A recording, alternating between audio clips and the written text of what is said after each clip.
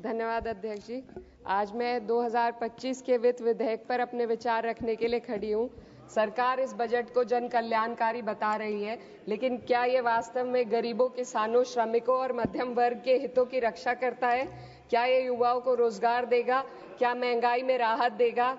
लगातार हम पढ़ते आ रहे हैं कि भारत की जीडीपी पिछले 10 वर्षों में दोगुनी हो गई है और हम जापान और जर्मनी को पीछे छोड़ते हुए 27 तक दुनिया की तीसरी सबसे बड़ी अर्थव्यवस्था बनने के ओर अग्रसर है। लेकिन यह उपलब्धि तब फीकी पड़ जाती है जब हम प्रति व्यक्ति जीडीपी के आंकड़ों को देखते हैं, जिसमें भारत विश्व स्तर पर 100 से अधिक देशों से पीछे है। 23-24 के लिए स्थिर कीमतों पर प्रति व्यक्ति जीडीपी केवल 1,24,600 रुपए है।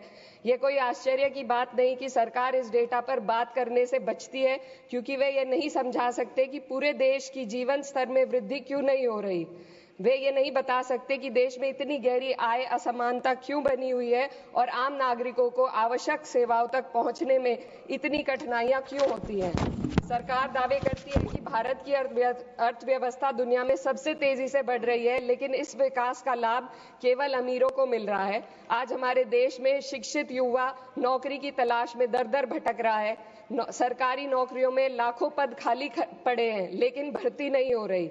निजी क्षेत्र में भी नौकरियों की संख्या घटती जा रही है। उधर देश की शीर्ष 1% अमीरों के पास 40% से अधिक संपत्ति है, जबकि करोड़ों लोग 2 वक्त की रोटी के लिए संघर्ष कर रहे हैं। यह आर्थिक असमानता लगातार बढ़ रही है क्योंकि सरकार की नीतियां बड़े उद्योगपतियों को फायदा पहुंचाने के लिए बनाई जा रही है, जबकि गरीबों और मध्यम वर्ग को महंगाई और टैक्स के बोझ तले दाबा जा रहा है।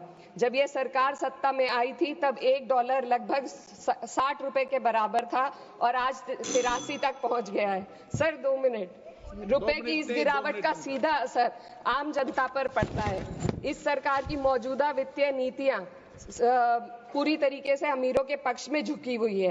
भारत एक समाजवादी देश है जहां सरकार का कर्तव्य है कि शिक्षा, स्वास्थ्य, यातायात जैसी बुनियादी सुविधाओं का लाभ अपने नागरिकों को पहुंचाए और उन्हें समान अवसर और सुरक्षा दे। भारत के सरकारी स्कूलों और अस्पताल की हालात लगातार बद से बदतर होते जा रहे हैं। सर, बस किसानों पर अपनी बात रखना चाहती हूँ। हमारा देश तब तक सशक्त नहीं हो सकता जब तक हमारे किसानों को उनका हक नहीं मिलता।